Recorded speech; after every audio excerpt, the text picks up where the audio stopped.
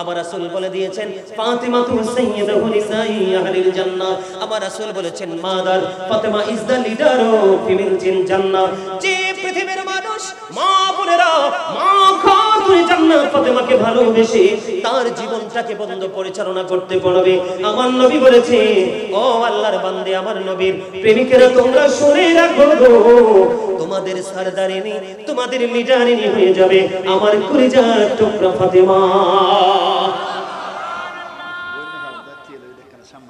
এত না কথা শুনে না তো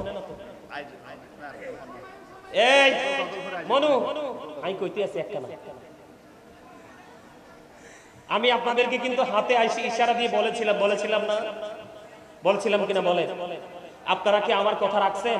কিছু লোকে রেখেছেন আর কিছু লোকে রাখেননি। এই ভালোবাসলে ভালোবাসার মতো বাসবেন, সম্মান করলে করার মতো করবেন। আমার আল্লাহ কোরআনে বলেছেন ফাদখুলি ফি ইবাদি ওয়াদখুলি জান্নাতি। আমার আল্লাহ বলেছেন join with my dear people come to my paradise. আমার আল্লাহ বলেছেন আমার প্রিয় লোকদের সাথে যুক্ত হও আর আমার জান্নাতে চলে আসো। হক্কানি আল্লাহর ওলি এবং নবীর প্রেমিক আলেমরা হচ্ছে আপনাদের বন্ধু। ঠিক কি না বলো? আপনি বসতে হবে। সুন্নিয়ত কি জানেন? আপনি বসলে আপনার ভাই যে দাঁড়িয়ে আছে তাকেও বসতে দিতে হবে। আপনি যদি পড়েন আপনার যদি তৌফিক থাকে আপনিও তাকে পড়াইতে হবে। এটা আমার নবীর আদর্শ। সুবহানাল্লাহ বলেন। আপনারা সবাই একটু চেপে চেপে সামনের দিকে এসে বসেন। যার যার সামনে খালি জায়গাটা আছে তো একটু সামনের দিকে এসে চেপে চেপে বসেন। বন্ধুরে আমার, তাহলে আপনার আমার বাঁচার জন্য যে রাস্তাগুলো দরকার সবগুলো রাস্তা আমরা খুঁজে পেয়েছি। এটা একমাত্র মদিনা ওয়ালার কারণে। এটা আমার আপনাকে আমার আপনার রাসূলকে আমার আল্লাহ নিজেই সেই মর্যাদার অধিকারী করেছেন। জোরে জোরে বলুন সুবহানাল্লাহ। বন্ধুরে আমার, ও বন্ধু আমার দিকে তাকান, এদিকে তাকান। আমি এতক্ষণ যে কথাগুলো বলেছি এগুলোকে সত্যায়িত করেছেন ইংরেজরা পর্যন্ত আমার নবী নিয়ে বক্তব্য দিয়েছেন। আমার দিকে তাকান। নবীজি আসার আগেই তার বাবা মারা গেছে। ছোট কালে তিনি তার মাকে হারিয়েছে। নবীজির বাবার নাম হলো আব্দুল্লাহ, মায়ের নাম হলো আমিনা। তিনি পৃথিবীর বুকে বেলাদত করেছেন মক্কা নগরীতে। ঠিক কিনা বলেন? ইংরেজরা কিভাবে বক্তব্য দিয়েছে আপনারা দেখেন। আমার নবীর মর্যাদা কেমন করে তুলে দিয়েছে। আমার নবী শ্রেষ্ঠ ট্রুথফুল ছিলেন, এটাকে কেমন করে বন্ধু ইংরেজরা পর্যন্ত তুলে ধরেছে। তারা বলেছেন হযরত মুহাম্মদ সাল্লাল্লাহু আলাইহি ওয়াসাল্লাম was born in our country. His father's name was Abdullah. His mother's name was Amina. His father had died before he was born. He lost his mother in his childhood. He was very truthful. তারপরেও আপনার আমার নবী ছিলেন পৃথিবীর বুকে শ্রেষ্ঠ সত্যবাদী। জোরে জোরে কন্যা সুবহানাল্লাহ। আমার নবীর মর্যাদা, আমার নবীর ইজ্জত, আমার নবীর চরিত্র এত সুন্দর যেটা পৃথিবীর কারোর সাথে তুলনা করা যায় না। আমার নবীজি যখন পৃথিবীর বুকে কদম মোবারক বাড়িয়ে দিলেন আকাশের তারকাগুলো জমিনের এত বেশি কাছাকাছি এসেছে দেখে মনে হয়েছিল যেন সবগুলো জমিনের মধ্যে এসে পড়বে। জমিনের এত বেশি কাছাকাছি এসেছিল। মা আমিনা দেখতে পেলেন আমার নবী যখন পৃথিবীর বুকে কদম দিয়েছিলেন দিনও ছিল না রাতও ছিল না, এমন একটা সময় পৃথিবীর বুকে এসেছিলেন সিরিয়ার শাহী মহল। আমার নবীর নূরের ঝলকানিতে মা আমিনা দেখতে পেয়েছে পারস্যের রাজার ও বন্ধু তার ভবনের 14টি গম্বুজ মতান্তরে 14টি পাথর খসে পড়েছে। 1000 বছর পর্যন্ত যে অগ্নিশিখা নেবেনি আপনার আমার প্রাণের নবীজি এই পৃথিবীর বুকে কদম দিতে দেরি, ওই অগ্নিশিখা নিভতে দেরি হয় না। আসেনি এমন ইতিহাস? আরো জোরে বলেন না আসেনি? আছে নাই তো? পৃথিবীর কোন মানুষ আসলে কি এরকম হয় যে কোন পাখির কি নাই, কোন গাভীর স্তনে দুধ নাই, একটা বাচ্চা আসার পরেও আর দুধ চলে আসছে এমন হইছে? কিন্তু আমার নবী আসার পরে সব কিছু পরিপূর্ণ হয়ে গেছে, কারণ আমার নবী তো রাহমাতাল লিল আলামিন। আমার আগে যিনি আলোচনা করেছেন তিনি আয়াতটা বলেছেন, তারপরও আমি একটু বলি আপনাদেরকে। আল্লাহ কোরআনে কি বলেছেন? কুল বিফাদলিল্লাহি ওয়া বিরহমাতিহি ফাবিযালিকা ফালইফরাহু হুয়া খায়রুম মিম্মা ইয়াজমাউন। ঈসা নবী যখন পৃথিবীতে আসলো, আসার পর ওনার কওমের লোকেরা বলল আপনি যদি নবী হয়ে থাকেন স্বর্গ থেকে খাবার এনে দেখান। আল্লাহর কাছে চাইতে দেরি, স্বর্গীয় খাবার আসতে দেরি হলো না। এই যে স্বর্গ থেকে খাবার এসেছে, এইটাকে কেন্দ্র করে এখনো পর্যন্ত খ্রিস্টানেরা ঈদ করে আসতেছে। এখনো তারা ঈদ শব্দটির পরিবর্তন করেনি। আর আল্লাহ আমাদেরকে বলতেছে, বান্দা আমি তোমাদের জন্য পাঠিয়েছি সিরাজুম মুনীরা, উজ্জ্বল প্রদীপ, নূরুম মুবিন, সুস্পষ্ট আলো। আল্লাহ সে আলো পেয়ে কি করব? আল্লাহ বলেছেন ফালিয়াফরাহু, তোমরা আনন্দ উৎসব করো। ওগো মুনীব, এই আনন্দ উৎসব করলে লাভটা কি হবে? এটা তোমাদের হুয়া খায়রুম মিম্মা ইয়াজমাউন, এটা তোমাদের পুঁজি করা সম্পদ চাইতেও দামি। আর কি লাগে? ঈদ মিলাদুন নবীর দলিল, আল্লাহর রহমত, আল্লাহর ফজল আমাদের কাছে আসছে, পাঠাইছে কি? আল্লাহ হাবিবকে বলছে, কুল, হাবিব আপনি জানাইয়া দেন, এই যে আমি তাদের কাছে ফজল পাঠিয়েছি, রহমত পাঠিয়েছি, সেজন্য ফালিয়াফরাহু, তারা যেন আনন্দ উৎসব করে। আপনারা বলেন, নবীজির আগমনে আমরা মিছিল করব, র্যালি করব, মিলাদ পড়ব, কোরআন তেলাওয়াত করব। আচ্ছা, মিলাদ বললেই ওরা বেদাত বলে। আচ্ছা, মিলাদে আমরা কি করি? প্রথমে কোরআন তেলাওয়াত করি। কোরআন তেলাওয়াতের দলিল আছে না কোরআনে? আমরা দুরূদ পড়ি, দুরূদের দলিল আছে না কোরআনে? আমরা জিকির করি, জিকিরের দলিল আছে না কোরআনে? নবীজিকে দাঁড়াইয়া সালাম দেই, সালামের দলিল আছে না কোরআনে? প্রত্যেকটা আছে, দেখাই দিতে পারবো। এখন আপনারা পড়ার সময় কালো চশমা দেন, দোষ কি আমাদের? কথা বলেন না। আমরা কিন্তু কোরআন পড়ার সময় আমরা চোখে কোনো চশমা রাখি না, খালি চোখে দেখে দেখে পড়ি, কারণ এটার ভিতরে কি আছে আমাকে বুঝতে হবে। কথা বলেন না কেন? এখন কি আমরা ডান্স করব, ব্র্যান্ড পার্টি করব, মিউজিক করব? তো মিলাদুন নবী পড়ে, মিলাদ কিয়াম জিকির আজকার মানুষকে খাওয়ানো যদি বেদাত হয়, তাহলে তো আমাদের ডান্স করা উচিত। কথা বলেন না কেন? কি করা উচিত? এখন ডান্স কি করব? এটা কি হালাল? এই এদিক তাকান, the music and instrument will be encouraged. গান বাদ্যযন্ত্র বেড়ে যাওয়া কিয়ামতের আলামত, কিয়ামতের পূর্বক্ষণে গান বাদ্যযন্ত্র বেড়ে যাবে। এখন আমরা কি আল্লাহর গোলামি জিকির আজকার ছেড়ে দিয়ে গান বাজনা করব? এই মোল্লাদেরকে কে বুঝাবে? দাঁড়িয়ে, টুপিয়ে, পাগড়িয়ে, জুব্বায়, মেসওয়াকে বড় হলে বড় নয়, এলেমে বড় হলে বড়। সবচেয়ে বড় এলেম হলো মদিনা ওয়ালার প্রেম। আর যারা বলেন সুবহানাল্লাহ। খবর কি ভালো লাগলো না খারাপ লাগলো? আর জোরে, আমার নবীর মর্যাদা কত! আপনি আমি যদি থুতু মেলাই, আপনি আমি যদি থুতু নিক্ষেপ করি, কেউ কি এটাকে নিবে? গায়ে পড়লে একটুখানি ছটা যদি গায়ে পড়ে মারবে, কথা কয় না কেন? আমার নবীজির থুতু মোবারক যখন নিক্ষেপ করত, সাহাবায়ে কেরাম আমার নবীজির থুতু মোবারক হাতে নিয়ে নিতেন আর স্কিনের মধ্যে মেসেজ করে দিতেন, তাদের স্কিনটা হয়ে যেত 100% সিল। সেই নবী আমাদের, আমি সব সময় প্রাউড ফিল করি, I am very successful person. কেন গো? Our profit is the last profit. জোরে জোরে বলুন সুবহানাল্লাহ। আমি সব সময় প্রাউড ফিল করি, কারণ আমার নবীকে দিয়ে আমার আল্লাহ শুরু করেছেন, এটা আমার নবীর ইজ্জত। আমার নবীকে দিয়ে খতম করেছেন, এটাও আমার নবীর ইজ্জত। আমার নবীর কারণে কুল কায়নাত সৃষ্টি করেছেন, এটাও আমার নবীর ইজ্জত। আমার প্রভুর প্রভুত্ব প্রকাশ করেছেন আমার মদিনা ওয়ালার মাধ্যমে, এটাও আমার মদিনা ওয়ালার ইজ্জত। ওই পরিপূর্ণ ইজ্জতওয়ালা, সম্মানওয়ালা, সর্বশ্রেষ্ঠ মর্যাদাওয়ালা নবীর উম্মত হওয়ার কারণে আমরাও হয়ে গেছি বন্ধু, আমরাও হয়ে গেছি অন্যদের চাইতে মর্যাদার অধিকারী। কেমন মর্যাদা আমার নবী, কেমন বন্ধু! নবীজি মদিনায় থাকা অবস্থায় 27টা যুদ্ধ করেছেন, এর মধ্যে সবচেয়ে বড় যুদ্ধ হলো উহুদের যুদ্ধ। কিসের যুদ্ধ? উহুদের ময়দানে। আপনারা আমার দিকে তাকান বন্ধু, নবীজির যখন দান্দার মোবারক শহীদ হয়ে গেল, প্রেম শিখেন, নবীজির মর্যাদা কত বোঝেন, নবীজিকে কেমন করে ভালোবাসতে হয় শিখবেন বন্ধু। যখন নবীজির রক্ত মোবারক বের হতে লাগলো, যখন নবীজির লোহ মোবারক বের হয়ে আসলো, মালিক বিন সিনান দেখে বন্ধু সহ্য করতে পারলো না, দৌড়ে ছুটে আসলো, এসে আমার নবীজির রক্ত মোবারক ভক্ষণ করতে শুরু করলেন। আমার আপনার নবীজির রক্ত মোবারক যখন চষতে শুরু করলো, আমার নবীজি একটা ডাক দিয়ে বললেন, রে মালিক বিন সিনান, রক্ত ভক্ষণ করো না, জমিনে ফেলে দাও। মালিক বিন সিনান একটা ডাক দিয়ে বললেন, ইয়া রাসূলুল্লাহ, ইয়া হাবিবাল্লাহ, নবী গো, ও প্রাণের নবী, আমি আল্লাহর ইজ্জতের কসম করে বলছি গো নবী, আমি আপনার একটা ফোঁটা রক্ত উহুদের জমিনে পড়তে দেব না, যতক্ষণ পর্যন্ত আপনার রক্ত মোবারক বের হতে থাকবে গো, আমি সেই রক্ত মোবারক ভক্ষণ করতে থাকবো। এই কথা বলে বলে বলে বলে বলে মালিক বিন সিনান নবীজি রক্ত মোবারক চষতে শুরু করলেন। চষতে চষতে চষতে চষতে শেষ রক্তের ফোঁটা যখন চষা শেষ হয়ে গেল, আমার নবীজি গোটা পৃথিবীর মানুষগুলোকে মেসেজটুকু জানিয়ে দিলেন, রে দুনিয়ার মানুষ, তোমরা দুনিয়ায় যদি কোনো জান্নাতি মানুষ দেখতে চাও তাহলে মালিক বিন সিনানকে দেখে না হবে। আমি স্টেজে বসে গত বছর একটানা 6তম মাহফিল করে আসছি। প্রত্যেক বছরই প্রধান অতিথি হিসেবে তারা আমাকে দাওয়াত করে।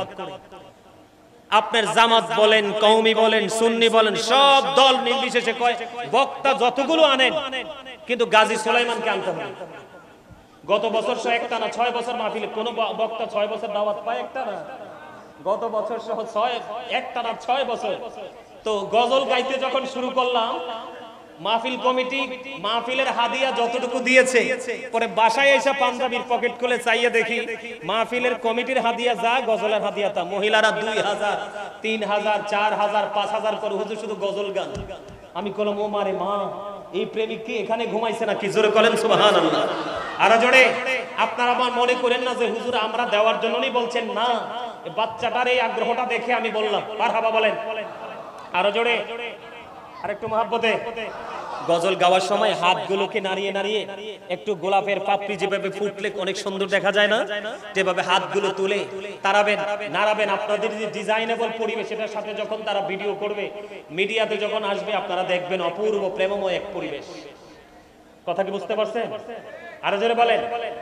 আমি কিন্তু একজন রাইটার।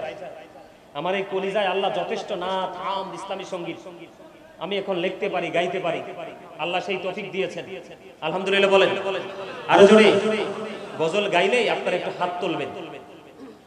একটু গজল গাইবো, আর একটু গজল গাইবো, এটা আমার লেখা। একটু গাইবো, পারলে আমার সাথে একটু গাইবেন। রাজি আছেন? ওগো নবীজি কেমন করে বলুন তোমায় দেখি, ওগো নবীজি কেমন করে বলো তোমায় দেখি, আছো তুমি ওই মদিনায়, আছো তুমি ওই মদিনায়, সঙ্গে নিয়ে দুই প্রেমিক সাথী, কেমন করে বলো তোমায় দেখি, বলে ওগো নবীজি কেমন করে বলু তোমায় দেখি, দেখার সব আমার মনে বসে রেখেছি যতন করে, পাই যদি নবী তোমার দিদার, পাই যদি নবী তোমার দিদার, শীতল হবে মোর দুটি আঁখি, কেমন করে বলো তোমায় দেখি, বলেন ওগো নবীজি কেমন করে বলো তোমায় দেখি। মারহাবা। চট্টগ্রামের মানুষ তো গজল গাওয়ার রাজা, সোনার রাজা, সব দিকে রাজা, সুন্নিয়তের রাজধানী আমি বলি চট্টগ্রাম। হ্যাঁ, আমি প্রায় জায়গায় বলি, দেশের অন্যান্য জেলায় গেলে আমি বলি সুন্নিয়তের রাজধানী হলো কি? চট্টগ্রাম। আপনার এই প্রেমকে ধরে রাখবেন। আপনারা তো প্রেম বুঝেন। এই আজকে যেমন আমার ভাই তার বাচ্চার হাতে দিয়েছে, নবীর প্রেমে হাদিয়া দিতে হয়, দিয়ে দিয়েছে, ঠিক তেমনি ভাবে আপনারা বাচ্চাদের হাত দিয়ে মাহফিলে হাদিয়া দিবেন। কথা কি বুঝতে পেরেছেন? যাওয়ার সময় বাচ্চাটা যদি মোটামুটি বুঝের হয়, তাকে সঙ্গে নিয়ে যাবেন, কারণ আপনার সাথে চলতে চলতে সেও এটার মধ্যে অভ্যস্ত হয়ে যাবে। ঠিক কিনা বলেন? আমার নবীজি বলেছেন, আহলুস সুন্নাহ ওয়াল জামাত ইজ দ্য বেস্ট পার্টি, সুন্নি জামাত হলো শ্রেষ্ঠ দল।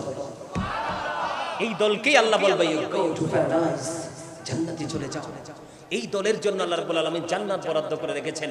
একমাত্র আহলে সুন্নাত ওয়াল জামাত, যেটার মধ্যে নবীর প্রেম আছে, নবীর আহলে বাইতের প্রেম আছে। আপনারা জানেন, এই যে আজকে আমার কাছে অসম্ভব ভালো লেগেছে যে এই কথা বলা যাবে না, আমার কিন্তু চোখ চতুর্দিকে আছে, ফাঁকি দেওয়া যাবে না। এই বিশেষ করে যুবক ভাইদেরকে বলছি, ইয়াং ম্যান যারা ভাই, তোমাদেরকে বলছি, তোমরা শুনে রাখো, তোমাদের জন্য চমৎকার মেসেজ। শুধু নবীজির ইজ্জত নয়, শুধু নবীজির মর্যাদা নয়, নবীজির আহলে বাইত, নবীজির পরিবারকেও যদি তোমরা ভালোবাসতে পারো, তোমাদের মর্যাদা কত বেড়ে যাবে আল্লাহ রাব্বুল আলামিন আমাদেরকে জানিয়ে দিয়েছে। বলবো, আল্লাহ রাসূল কি চমৎকার ভাবে বলে দিয়েছেন, আল হাসান ওয়াল হুসাইন সাইয়্যিদুশ শাবাবি আহলিল জান্নাহ। আমার রাসূল বলে দিয়েছেন, ইমাম Hasan and Hussein are the leader of younger people in Jannah. যারা মদিনাওয়ালার প্রেমে পড়ে আহলে বাইতকে ভালোবাসবে, ইমাম হাসান হুসাইনকে ভালোবাসবে, কাল হাশরের ময়দানে তোমরা দেখতে পাবে তোমাদেরকে নেতৃত্ব দিয়ে জান্নাতে ঢোকাবে ইমাম হাসান হুসাইন দুই ভাই। এটা আমার নবীজির কথা, নবীজির কথার মধ্যে কোনো গলদ আছে? যদি বিন্দু পরিমাণ সন্দেহ করে ইমান থাকবে? ইমান থাকবে। এখন মা বোনেরা মনে মনে চিন্তা করবে, হুজুর আপনারা তো পুরুষ মানুষ, যুবক আপনাদের জান্নাতে লিডার আমি খুঁজে পেয়ে গেলাম, আমরা যে নারী আমাদেরকে কোনো গুড নিউজ নাই মা গো। ও পশ্চিম গোমদন্ডির আমার মা, আমার বোনেরা, ও চট্টগ্রামের আমার ভাই বাবারা, মা আমি আমার বোনেদেরকে ডেকে ডেকে বলছি গো, আজকে হৃদয়ে জানালা খুলে শোনো, মোবাইল গুলো বন্ধ করে দিয়ে তোমরা আলোচনা শুনে বসে যাও। আমার রাসূল বলে দিয়েছেন ফাতিমাতু সাইয়্যিদাতু নিসাই আহলিল জান্নাহ। আমার রাসূল বলেছেন mother Fatima is the leader of female in জান্নাহ। যে পৃথিবীর মানুষ মা বোনেরা মা খাতুন জান্নাত ফাতিমাকে ভালোবেসে তার জীবনটাকে বন্ধ পরিচালনা করতে পারবে। আমার নবী বলেছে, ও আল্লাহর বান্দে আমার নবীর প্রেমিকেরা তোমরা শুনে রাখো গো, তোমাদের সরদারিনী তোমাদের লিডারিনী হয়ে যাবে আমার কলিজার টুকরা ফাতিমা। এত না কথা শুনে না তো? এই মনু আমি কইতে আছি একটা না, আমি আপনাদেরকে কিন্তু হাতে আইসি ইশারা দিয়ে বলেছিলাম না? বলছিলাম কিনা বলেন? আপনারা কি আমার কথা রাখছেন? কিছু লোকে রেখেছেন আর কিছু লোকে রাখেননি। এই ভালোবাসলে ভালোবাসার মতো বাসবেন, সম্মান করলে করার মতো করবেন। আমার আল্লাহ কোরআনে বলেছেন ফাদখুলি ফি ইবাদি ওয়াদখুলি জান্নাতি। আমার আল্লাহ বলেছেন join with my dear people, come to my paradise. আমার আল্লাহ বলেছেন আমার প্রিয় লোকদের সাথে যুক্ত হও আর আমার জান্নাতে চলে আসো। হক্কানি আল্লাহর ওলি এবং নবীর প্রেমিক আলেমরা হচ্ছে আপনাদের বন্ধু। ঠিক কি না বলো? আপনি বসতে হবে। সুন্নিয়ত কি জানেন? আপনি বসলে আপনার ভাই যে দাঁড়িয়ে আছে তাকেও বসতে দিতে হবে। আপনি যদি পড়েন, আপনার যদি তৌফিক থাকে আপনিও তাকে পড়াইতে হবে। এটা আমার নবীর আদর্শ। সুবহানাল্লাহ বলেন। আপনারা সবাই একটু চেপে চেপে সামনের দিকে এসে বসেন। যার যার সামনে খালি জায়গাটা আছে তো একটু সামনের দিকে এসে চেপে চেপে বসেন বন্ধুরে আমার। তাহলে আপনার আমার বাঁচার জন্য যে রাস্তাগুলো দরকার সবগুলো রাস্তা আমরা খুঁজে পেয়েছি। এটা একমাত্র মদিনাওয়ালার কারণে। এটা আমার আপনাকে, আমার আপনার রাসূলকে আমার আল্লাহ নিজেই সেই মর্যাদা অধিকারী করেছেন। জোরে জোরে বলুন সুবহানাল্লাহ। বন্ধুরে আমার, ও বন্ধু আমার দিকে তাকান, এদিকে তাকান। আমি এতক্ষণ যে কথাগুলো বলেছি এগুলোকে সত্যায়িত করেছেন ইংরেজরা পর্যন্ত। আমার নবী নিয়ে বক্তব্য দিয়েছেন। আমার দিকে তাকান। নবীজি আসার আগেই তার বাবা মারা গেছে। ছোট কালে তিনি তার মাকে হারিয়েছে। নবীজির বাবার নাম হলো আব্দুল্লাহ, মায়ের নাম হলো আমিনা।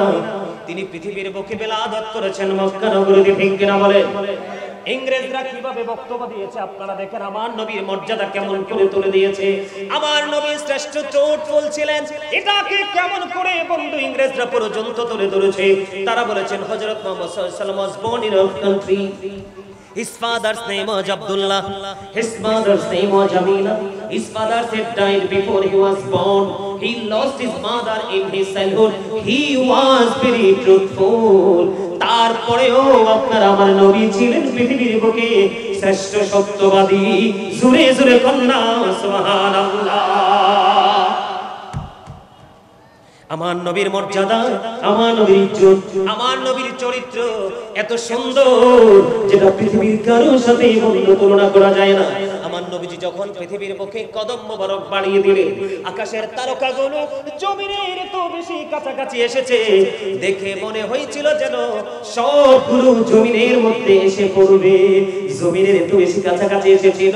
মা আমিনা দেখতে পেলেন আমার নবী যখন পৃথিবীর বুকে কদম দিয়েছিলেন, দিনও ছিল না রাতও ছিল না, এমন একটা সময় পৃথিবীর বুকে এসেছিলেন সিরিয়ার শাহী মহল। আমার নবীর নূরের ঝলকানিতে মা আমিনা দেখতে পেয়েছে পারস্যের রাজার ও বন্ধু তার ভবনের 14টি গম্বুজ মতান্তরে 14টি পাথর খসে পড়েছে। এক 1000 বছর পর্যন্ত যে অগ্নিশিখা নেবেন, আপনার আমার প্রাণের নবীজি এই পৃথিবীর বুকে কদম দিতে দেরি, ওই অগ্নিশিখা নিভতে দেরি হয় না। আসেনি এমন ইতিহাস? আরো জোরে বলেন না, আসেনি? আছে নাই তো? পৃথিবীর কোন মানুষ আসলে কি এরকম হয় যে কোন পাখির কি নাই, কোন গাভীর স্তনে দুধ নাই, একটা বাচ্চা আসার পরেও আর দুধ চলে আসছে, এমন হইছে? কিন্তু আমার নবী আসার পরে সব কিছু পরিপূর্ণ হয়ে গেছে, কারণ আমার নবী তো রাহমাতাল লিল আলামিন। আমার আগে যিনি আলোচনা করেছেন তিনি আয়াতটা বলেছেন, তারপরও আমি একটু বলি আপনাদেরকে। আল্লাহ কোরআনে কি বলেছেন? কুল বিফাদলিল্লাহি ওয়া বিরহমাতিহি ফাবিযালিকা ফালইফরাহু হুয়া খায়রুম মিম্মা ইয়াজমাউন। ঈসা নবী যখন পৃথিবীতে আসলো, আসার পর ওনার কওমের লোকেরা বলল, আপনি যদি নবী হয়ে থাকেন স্বর্গ থেকে খাবার এনে দেখান। আল্লাহর কাছে চাইতে দেরি, স্বর্গীয় খাবার আসতে দেরি হলো না।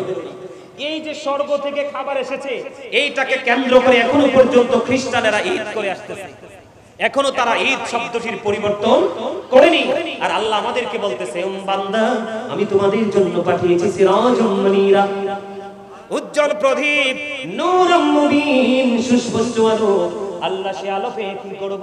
আল্লাহ বলেছেন ফালিয়াফরাহু, তোমরা আনন্দ উৎসব করো। ওগো মুনীব, এই আনন্দ উৎসব করলে লাভটা কি হবে? এটা তোমাদের হুয়া খায়রুম মিম্মা ইয়াজমাউন, এটা তোমাদের পুঁজি করা সম্পদ চাইতেও দামি। আর কি লাগে? ঈদ মিলাদুন নবীর দলিল, আল্লাহর রহমত, আল্লাহর ফজল আমাদের কাছে আসছে, পাঠাইছে কি? আল্লাহ হাবিবকে বলছে, কুল হাবিব আপনি জানায়া দেন, এই যে আমি তাদের কাছে ফজল পাঠিয়েছি, রহমত পাঠিয়েছি, সেজন্য ফালিয়াফরাহু, তারা যেন আনন্দ উৎসব করে। আপনারা বলেন, নবীজির আগমনে আমরা মিছিল করব, র্যালি করব, মিলাদ পড়ব, কোরআন তেলাওয়াত করব। আচ্ছা, মিলাদ বললেই ওরা বেদাত বলে। আচ্ছা, মিলাদে আমরা কি করি? প্রথমে কোরআন তেলাওয়াত করি। কোরআন তেলাওয়াতের দলিল আছে না কোরআনে? আমরা দুরূদ পড়ি, দুরূদের দলিল আছে না কোরআনে? আমরা জিকির করি, জিকিরের দলিল আছে না কোরআনে? নবীজিকে দাঁড়াইয়া সালাম দেই, সালামের দলিল আছে না কোরআনে? প্রত্যেকটা আছে, দেখাই দিতে পারবো। এখন আপনারা পড়ার সময় কালো চশমা দেন, দোষ কি আমাদের? কথা বলেন না।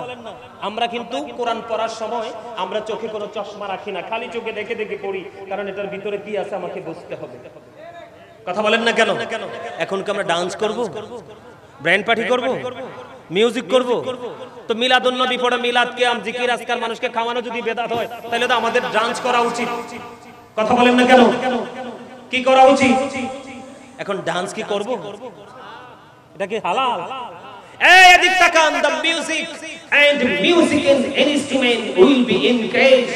গান বাদ্যযন্ত্র বেড়ে যাওয়া কিয়ামতের আলামত, কিয়ামতের পূর্বক্ষণে গান বাদ্যযন্ত্র বেড়ে যাবে। এখন আমরা কি আল্লাহর গোলামি, জিকির আজকার ছেড়ে দিয়ে গান বাজনা করব? তো এই মোল্লাদেরকে কে বুঝাবে? দাঁড়িয়ে, টুপিয়ে, পাগড়িয়ে, জুব্বায়, মেসওয়াকে বড় হলে বড় নয়, এলেমে বড় হলে বড়। সবচেয়ে বড় এলেম হলো মদিনা ওয়ালার প্রেম।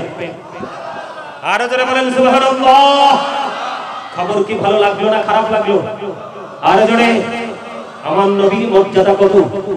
আপনি আমি যদি থুতু মেলাই, আপনি আমি যদি থুতু নিক্ষেপ করি, কেউ কি এটাকে নিবে? গায়ে পড়লে একটুখানি ছটা যদি গায়ে পড়ে মারবে, কথা কয় না কেন? আমার নবীজির থুতু মোবারক যখন নিক্ষেপ করত, সাহাবায়ে কেরাম আমার নবীজির থুতু মোবারক হাতে নিয়ে নিতেন আর স্কিনের মধ্যে মেসেজ করে দিতেন, তাদের স্কিনটা হয়ে যেত 100% সিল্ক। সেই নবী আমাদের, আমি সব সময় প্রাউড ফিল করি, I am very successful person. কেন গো? Our profit is the last profit. জোরে জোরে বলুন সুবহানাল্লাহ। আমি সব সময় প্রাউড ফিল করি, কারণ আমার নবীকে দিয়ে আমার আল্লাহ শুরু করেছেন, এটা আমার নবীর ইজ্জত। আমার নবীকে দিয়ে খতম করেছেন, এটাও আমার নবীর ইজ্জত। আমার নবীর কারণে কুল কায়নাত সৃষ্টি করেছেন, এটাও আমার নবীর ইজ্জত। আমার প্রভুর প্রভুত্ব প্রকাশ করেছেন আমার মদিনা ওয়ালার মাধ্যমে, এটাও আমার মদিনা ওয়ালার ইজ্জত। ওই পরিপূর্ণ ইজ্জতওয়ালা, সম্মানওয়ালা, সর্বশ্রেষ্ঠ মর্যাদাওয়ালা নবীর উম্মত হওয়ার কারণে আমরাও হয়ে গেছি বন্ধু, আমরাও হয়ে গেছি অন্যদের চাইতে মর্যাদার অধিকারী। কেমন মর্যাদা আমার নবী, কেমন বন্ধু! নবীজি মদিনায় থাকা অবস্থায় 27টা যুদ্ধ করেছেন, এর মধ্যে সবচেয়ে বড় যুদ্ধ হলো উহুদের যুদ্ধ। কিসের যুদ্ধ? উহুদের ময়দানে আপনারা আমার দিকে তাকান বন্ধু, নবীজির যখন দান্দার মোবারক শহীদ হয়ে গেল, প্রেম শিখেন, নবীজির মর্যাদা কত বোঝেন, নবীজিকে কেমন করে ভালোবাসতে হয় শিখবেন বন্ধু। যখন নবীজির রক্ত মোবারক বের হতে লাগলো, যখন নবীজির লোহ মোবারক বের হয়ে আসলো, মালিক বিন সিনান দেখে বন্ধু সহ্য করতে পারলো না, দৌড়ে ছুটে আসলো, এসে আমার নবীজির রক্ত মোবারক ভক্ষণ করতে শুরু করলেন। আমার আপনার নবীজির রক্ত মোবারক যখন চষতে শুরু করলো, আমার নবীজি একটা ডাক দিয়ে বললেন, রে মালিক বিন সিনান, রক্ত ভক্ষণ করো না, জমিনে ফেলে দাও। মালিক বিন সিনান একটা ডাক দিয়ে বললেন, ইয়া রাসূলুল্লাহ, ইয়া হাবিবাল্লাহ, নবী গো, ও প্রাণের নবী, আমি আল্লাহর ইজ্জতের কসম করে বলছি গো নবী, আমি আপনার একটা ফোঁটা রক্ত উহুদের জমিনে পড়তে দেব না, যতক্ষণ পর্যন্ত আপনার রক্ত মোবারক বের হতে থাকবে গো, আমি সেই রক্ত মোবারক ভক্ষণ করতে থাকবো। এই কথা বলে বলে বলে বলে মালিক বিন সিনান নবীজির রক্ত মোবারক চষতে শুরু করলেন। চষতে চষতে চষতে চষতে শেষ রক্তের ফোঁটা যখন চষা শেষ হয়ে গেল, আমার নবীজি গোটা পৃথিবীর মানুষগুলোকে মেসেজটুকু জানিয়ে দিলেন, রে দুনিয়ার মানুষ, তোমরা দুনিয়ায় যদি কোন জান্নাতি মানুষ দেখতে চাও, তাহলে মালিক বিন সিনানকে দেখে না। আপনার আমার রক্ত খাওয়া হারাম, কি আপনার আমার ব্লাড ভক্ষণ করা হারাম, আর মদিনাওয়ালা রক্ত মোবারক ভক্ষণ করার কারণে মালিক বিন সিনানকে আপনার আমার প্রাণের নবী দুনিয়ায় জান্নাতের সুসংবাদ দিয়েছেন। জোরে জোরে বলুন না সুবহানাল্লাহ। বরকতময় একজন দাসী আমার নবীজি প্রস্রাব মোবারক খেয়ে ফেললেন, কি করলেন? আরো জোরে দেখেন, আপনার আমার মধ্যে পার্থক্য কত। সাদ বিন মুআয যখন ইন্তেকাল করলো, ইন্তেকাল করার পরে বন্ধু তাকে কবরস্থ করা হলো, তার কবরের পাশে দোয়া করতে লাগলেন আমার নবীজি। আমার নবী কেন তার জানাজার তার কবরের পাশে দাঁড়িয়ে দোয়া করতে লাগলেন? জানার আগ্রহ আছে না নাই? আছে বন্ধু। কেন? সাদ বিন মুআয যখন ইন্তেকাল করলো, তার জানাজায় ৭০,০০০ ফেরেশতা অংশগ্রহণ করেছে। এত আমল তার জীবনে বন্ধ ছিল, কিন্তু তারপরেও তাকে কবরে রাখার পরে আযাবের সম্ভাবনা, তার আযাব থেকে মুক্তি পাওয়ার জন্য আমার রাসূল দোয়া করে দিলেন। কিন্তু কেন তার আযাব হলো? তার কেন আযাব হওয়ার সম্ভাবনা ছিল? আমার রাসূল বলেছেন, এত বেশি আমল ছিল তার জীবনে, যার জানাজায় ৭০,০০০ ফেরেশতা অংশগ্রহণ করেছে। ইয়া রাসূলুল্লাহ, কেন তারপরেও তার কবরের মধ্যে আযাব হওয়ার সম্ভাবনা? আমার নবীজি বলেছেন, তার প্রস্রাব করার পরে সে ভালো করে পবিত্র হতো না। জোরে জোরে বলুন না নাউযুবিল্লাহ। এখন বর্তমানে ম্যাক্সিমাম জুমার দিনে যে মুসল্লি নামাজ পড়তে এসে হুট করে প্রস্রাবখানায় যায়, প্রস্রাব করে পানি খরচ করে চলে আসে। আজকে আমি চ্যালেঞ্জ করে বলে যাই, যেইভাবে হুট করে প্রস্রাব করে উঠে আবার পানি খরচ করে পেনটা পরে ফেলেন, আগামী দিন থেকে আপনি আর এইভাবে করবেন না। আপনি একটুখানি হাঁটবেন, টিস্যু নিবেন, ইটার চাক্কা নেবেন, মাটির চাক নেবেন, নেওয়ার পরে হেঁটে হেঁটে দেখবেন আপনার আরো পরেও প্রস্রাব বের হয়ে আসতেছে। কারণ পুরুষের প্রস্রাব সহজেই বন্ধু থেমে না, এই জন্য এক্সারসাইজ করতে হয়, প্রস্রাব ক্লিয়ার করার পরে ওযু করতে হয়। আমি সেই দিকে যাচ্ছি না। আপনি আমি এই সাদ বিন মুআয যেমন একজন বুজুর্গ লোক ছিল, প্রস্রাবে অপবিত্রতা থাকার কারণে কবর আযাবের সম্ভাবনা, আমার নবী সম্মিলিত সাহাবায়ে কেরামদেরকে নিয়ে দোয়া করতেছিলেন। কিন্তু আমার নবী কেমন ছিল দামি রে! আপনার আমার নবীজির প্রস্রাব মুবারক খাওয়ার কারণে ওই দাসী উম্মে আইমান দুনিয়ায় জান্নাতের খবর পেয়েছে।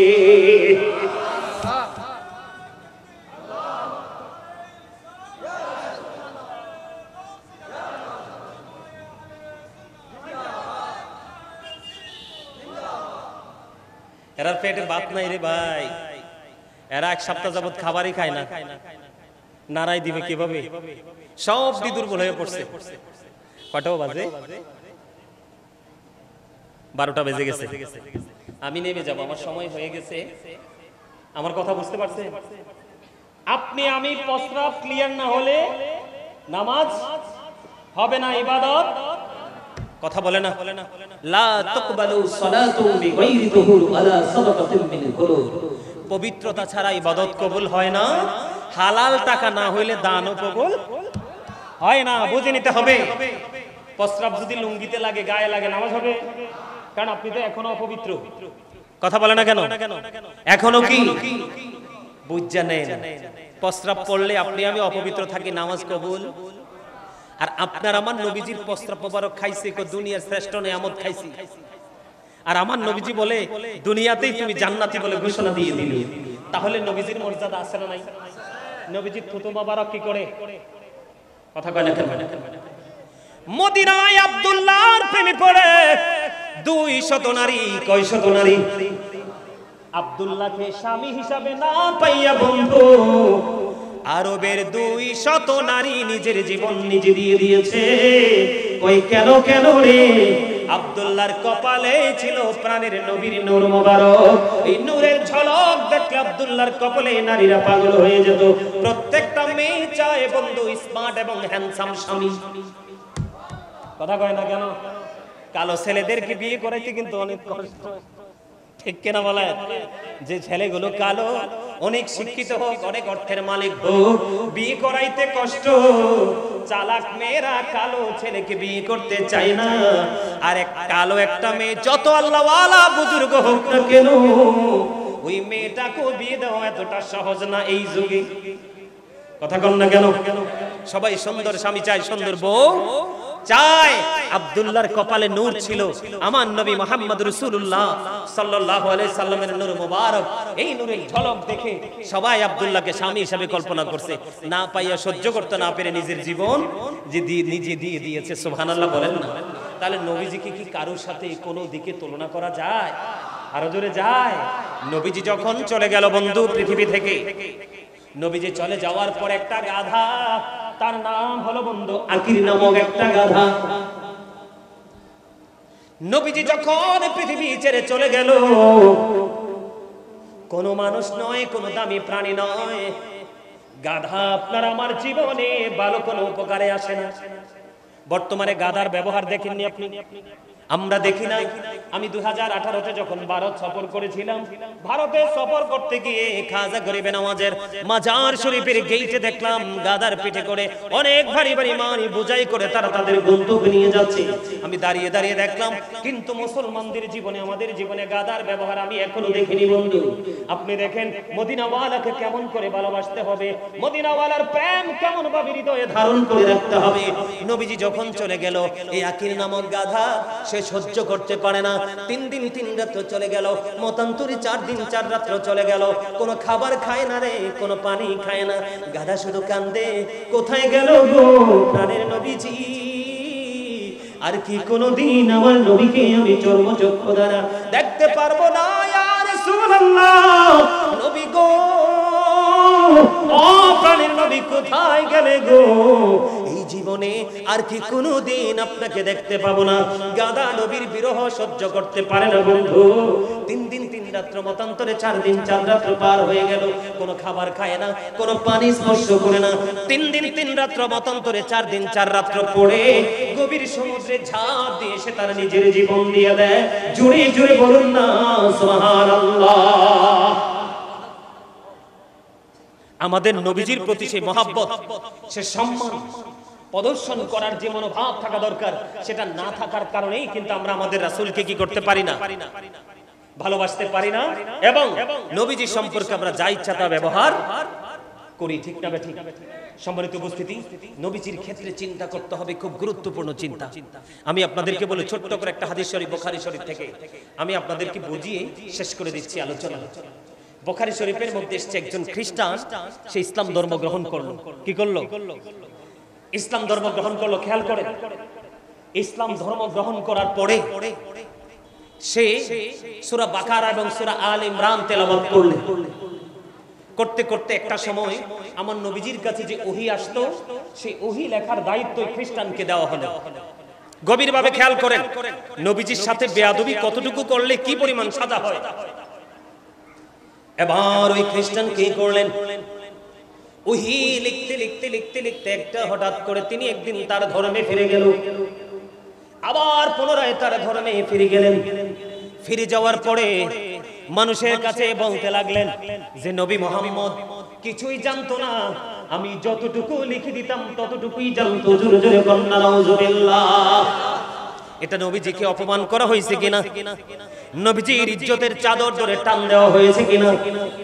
নবীজিকে অপমান করা হয়েছে, নবীজিকে ছোট করা হয়েছে। এবার তিনি কি করলেন?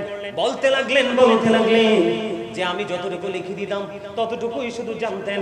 বন্ধু, আমার মদিনাওয়ালা কষ্ট পাওয়ার আগে আমার আল্লাহ কষ্ট পেয়েছে। আমার আল্লাহ বলে, দাঁড়াও, তোমাকে আমি মজা দেখাচ্ছি। দেখতে দেখতে দিন চলে গেল, রাত চলে গেল। হঠাৎ করে একদিন তার মৃত্যুর পরোয়ানা জারি হয়ে গেল। আপনারা জানেন কিনা জানি না, খ্রিস্টান যখন মারা যায় তাকে দামি কফিন বলে, দামি কাঠ দিয়ে কফিন বানিয়ে তাকে কবরে রাখা হয়। এটা জানেননি আপনারা? ওই খ্রিস্টান যখন মারা গেল, যিনি আমার নবীর ইজ্জতের চাদর ধরে টান দিয়েছিলেন, নবীজির ইজ্জতে আঘাত করেছিলেন, ইন্তেকাল করার পরে বন্ধু এবার কি করলেন? তার দলের লোকেরা গভীর করে কবর খনন করে ওই কফিনে করে তাকে কবরে দাফন করে দিলেন। দাফন করে চলে গেলেন। দিনটা পার হয়ে গেল, রাত্র পার হয়ে গেল। পরের দিন সকালবেলা তারা আপন স্বজন দেখতে এসলেন। দেখতে আসার পরে চাইয়া দেখলেন ওই খ্রিস্টানের লাশ মাটির বাইরে পড়ে আছে। জোরে জোরে বলুন না আলহামদুলিল্লাহ। বুঝেন নাই ওয়াজ? মাটিও কিন্তু তার লাশ গ্রহণ করে না। এবার কি করলেন বন্ধু? এবার ওই খ্রিস্টান তার ধর্মের লোকেরা, তার কওমের লোকেরা বলতে লাগলো, যেটা পৃথিবীর আর কারো কাজ নয়, এই যে মুহাম্মাদের কাজ, মুহাম্মাদের সঙ্গীদের কাজ। জোরে কন্যা নাউজুবিল্লাহ। কারণ তাদের সঙ্গ ত্যাগ করেছে, তাদের ধর্ম ত্যাগ করেছে, এই জন্য তার এই দশা করেছে। তারা আবার কি করলেন? আজকে আরো গভীর করে খনন করলেন। গভীর করে খনন করে তার লাশটা আবার আজকে আরো গভীরে রেখে গেলেন। আজকের দিন চলে গেল, রাত চলে গেল। পরের দিন আবার তারা চলে আসলো। এসে দেখে তার লাশটা আগের মতো আবারও মাটির বাইরে পড়ে আছে। আলহামদুলিল্লাহ বলেন না কেন? আর জোরে বলেন না আলহামদুলিল্লাহ। 2 দিন চলে গেল। নারে সালাম, ইয়া রাসূলুল্লাহ, আয়েশা মদিনা জিন্দাবাদ জিন্দাবাদ। নারে তাকবীর, আল্লাহ, নারে সালাম, ইয়া রাসূলুল্লাহ। হযরত আল্লামা সৈয়দ হাসান আলী সাহেব, মারহাবা মারহাবা। আমাদের মঞ্চ প্রতিনিধি এমত ওয়ালির ছেলে বেকার জনাব মুফতি সাহেব।